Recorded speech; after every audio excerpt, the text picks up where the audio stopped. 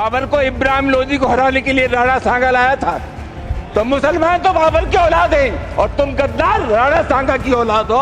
ये हिंदुस्तान में तय हो जाना चाहिए कि महापुरुषों का, देश के स्वाधीनता संग्राम सेनानियों का उस व्यक्ति के लिए और उस कौम के लिए कोई जगह नहीं हो सकती। प्रतापगढ़ की कुंडा रियासत के युवराज और यूपी के बाहुबली नेता रघुराज प्रताप सिंह उर्फ राजा भैया चर्चा में है। राजा भैया पहले पत्नी मानवी सिंह को लेकर चर्चा रहे, लेकिन अब समाजवादी पार्टी के राज्यसभा सांसद रामजी लाल सुमनकरण के सांगा पर दिए गए आपत्तिजनक टिप्पणी पर राजा भैया ने कटाक्ष करने पर बवाल मचा दिया है। इतना ही नहीं, राणा सांगा के घर पर करनी सेना ने बवाल मचा दिया है। इस दौरान पुलिस के साथ भी झड़प हुई है, लाठियां भांची गई हैं, तो भगदड़ भी मची। तो क्या है पूरा मामला, देखिए इस रिपोर्ट में। नमस्कार, आप देख रहे हैं जनतंत्र टीवी, मैं हूं आपके साथ पल्लवी सिंह। रामजी लाल सुमन के बयान पर विवाद, राणा सांगा गद्दार कहने पर भड़के राजा भैया, राणा सांगा पर आपत्तिजनक टिप्पणी से हंगामा।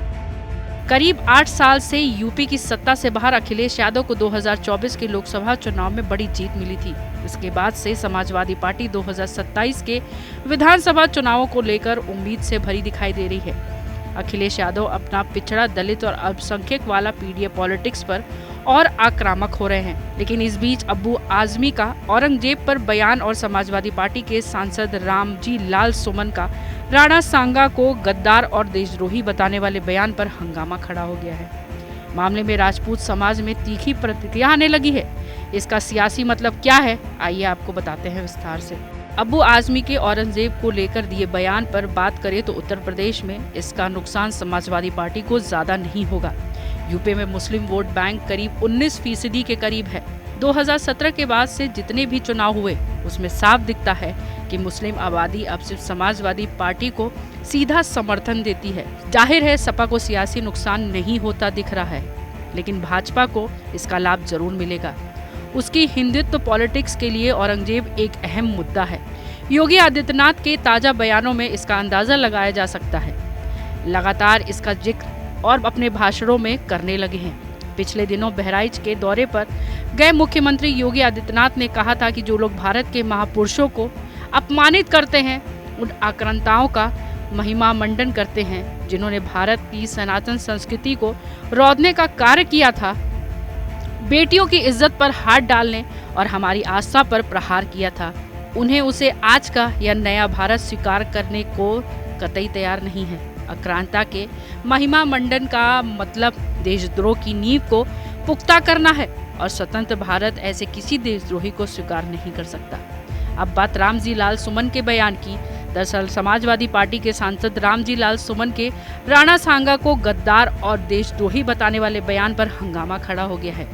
मामले में राजपूत समाज से तीखी प्रतिक्रिया आने लगी है। यूपी के क्षेत्रीय नेता और जनसत्ता दल के सर्वोसर्वा राजा भैया ने एक्स पर लंबी पोस्ट लिखी। उन्होंने लिखा, समाजवादी पार्टी के राष्ट्रीय महासचिव रामजी लाल सुमन के राज्यसभा में राणा सांगा के विषय में जो अभद्र टिप्पणी की है वो सत्य से परे तो है ही।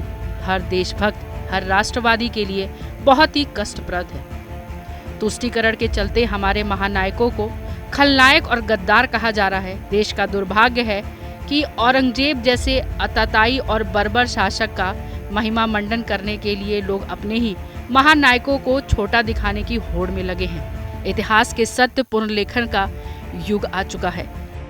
वहीं एक और क्षेत्रीय नेता विजभूषण शरण सिंह, जो तो भाजपा के पूर्व सांसद लेकिन राजपूत समाज में इसकी अच्छी पकड़ मानी जाती है, उन्होंने कहा कि ऐसा लगता है कि समाजवादी पार्टी के नेताओं के शरीर में दैत्य गुरु शंकराचार्य की आत्मा बसी हुई है। सुमन जी को अपना बयान वापस लेना चाहिए, वरना इसका खामियाजा समाजवादी पार्टी को भुगतना पड़ेगा। अब सवाल ये है कि रामजी लाल सुमन के बयान से राजपूत समाज की नाराजगी का सपा को वाकई नुकसान होगा। चलिए ये भी आपको बताते हैं। उत्तर प्रदेश में क्षत्रिय वोट बैंक करीब 6 से 7% का माना जाता है। संख्या के लिहाजा से भले ही ये प्रतिशत ज्यादा नहीं दिखती है, लेकिन रसूख के मामले में क्षत्रिय हमेशा ही सत्ता के केंद्र में रहे हैं। उत्तर प्रदेश के क्षत्रिय बिरादरी ने अभी तक 5 मुख्यमंत्री दिए हैं। इनमें त्रिभुवन नारायण सिंह, विश्वनाथ प्रताप सिंह, वीर बहादुर सिंह, राजनाथ सिंह और योगी आदित्यनाथ हैं। इनमें योगी आदित्यनाथ अकेले क्षत्रिय नेता है जिन्होंने 5 साल सरकार चलाई है और दोबारा सत्ता पर काबिज की है। इससे पहले गठबंधन की जोड़ तोड़ की राजनीति के चलते कोई भी अपना कार्यकाल पूरा नहीं कर सका। वहीं यूपी से 2 ठाकुर प्रधानमंत्री बने, उनमें चंद्रशेखर और वीपी सिंह का नाम है। वीपी सिंह हालांकि बाद में मंडल आरक्षण लागू करने के लिए चलते अपने ही बिरादरी में हाशिए पर चले गए, लेकिन चंद्रशेखर हमेशा सिरमौर रहे। यही नहीं, मुलायम सिंह यादव ने भी क्षत्रियों से रसूख को हमेशा तरजीह दी है और राजपूत बिरादरी से उन्हें हमेशा समर्थन मिला है।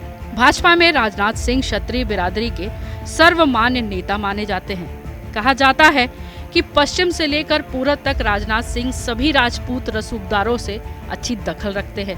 अब योगी आदित्यनाथ भी वही रसूख हैं। अगर सीटों की बात करें तो गाजियाबाद, गौतम बुद्ध नगर, मुजफ्फरनगर, सहारनपुर, हमीरपुर, फतेहपुर, प्रतापगढ़, जौनपुर, गाजीपुर और बलिया जिले ऐसे हैं जहां राजपूत बिरादरी का खासा दबदबा है। इसके अलावा वाराणसी, बलिया, गोरखपुर जैसे कई जिले हैं जहां ये जीत हार तय करने का मुद्दा रखते हैं। क्या रामजीलाल सुमन के बयान से नुकसान होगा? चलिए आपको 2024 का लोकसभा चुनाव की याद दिलाते हैं। उस समय गुजरात में पुरुषोत्तम रूपाला के बयान के बाद भाजपा के पक्ष में नहीं रही। उन्होंने कहा कि अंग्रेजों ने हम पर राज किया, राजा भी उनके आगे झुक गए। उन्होंने उनके साथ रोटियां तोड़ी और अपनी बेटियों की शादी उनसे की। दलित पर सबसे ज्यादा अत्याचार हुआ, लेकिन वे झुके नहीं। रूपाला के इस बयान के बाद गुजरात से लेकर यूपी तक बवाल मच गया। राजपूत समाज से विरोध शुरू हो गया। बाद में हालांकि रूपाला ने अपने बयान के लिए माफी मांगी, लेकिन तब तक बहुत देर हो चुकी थी। इस दौरान यूपी तक इसकी आंच पहुंच चुकी थी। यहाँ इसी तरह के कई और बयान, जिसमें सम्राट मिहिर भोज को गुज्जर, सम्राट पृथ्वीराज चौहान को गुज्जर, सम्राट अनंगपाल तोमर को जाट या कभी गुज्जर, राजा पोरस को जाट तो कभी अहिर, राणा पुंजा सोलंकी को भील, सुहेलदेव बैस को राजभर, अल्लाह और उदल आदि विवाद से जुड़ते चले गए और स्थितियां बिगड़ती चली गई। इसका असर ये हुआ कि लोकसभा चुनाव आते आते यूपी में राजपूत बिरादरी ने कई जगह भाजपा प्रत्याशी का खुला विरोध करना शुरू कर दिया। भाजपा के मुख्यमंत्री योगी आदित्यनाथ, राजनाथ सिंह, संजीव बलियान लगातार कोशिश करते रहे, लेकिन चीजें हाथ में से निकलती गई और चुनावी नतीजों में साफ असर दिखता रहा। हालांकि लोकसभा चुनाव के बाद भाजपा ने स्थितियां सुधारी और राजपूत समाज का भी भाजपा नेतृत्व को संदेश देने के बाद गुस्सा कम हुआ। इसका सीधा असर विधानसभा उपचुनाव में दिखा। ये चुनाव योगी आदित्यनाथ की अगुवाई में लड़ा गया था और भाजपा ने 10 में से 8 सीटें अपने नाम कर ली थी। राजा भैया का इतिहास ही ऐसे बयानों से भरा पड़ा है। मुद्दा कोई भी हो, सरकार कोई भी हो, राजा भैया अपने बेबाक विचारों को बिना किसी लाल लपेट के कहने के लिए जाने जाते हैं। यही कारण है कि कुंडा ही नहीं, भले पूरे देश में राजा भैया की एक अलग पहचान है। जाहिर है सपा सांसद रामजीलाल सुमन के बयान को हल्के में नहीं लिया जा सकता है। अब देखना ये होगा कि अखिलेश यादव इस स्थिति से कैसे निपटेंगे। तब तक के लिए नमस्कार। बाबर को इब्राहिम लोधी को हराने के लिए राणा सांगा लाया था, तो मुसलमान तो बाबर की औलाद हैं और तुम गद्दार राणा सांगा की औलाद हो। ये हिंदुस्तान में तय हो जाना चाहिए कि महापुरुषों का, देश के स्वाधीनता संग्राम सेनानियों का, उस व्यक्ति के लिए और उस कौम के लिए कोई जगह नहीं हो सकती।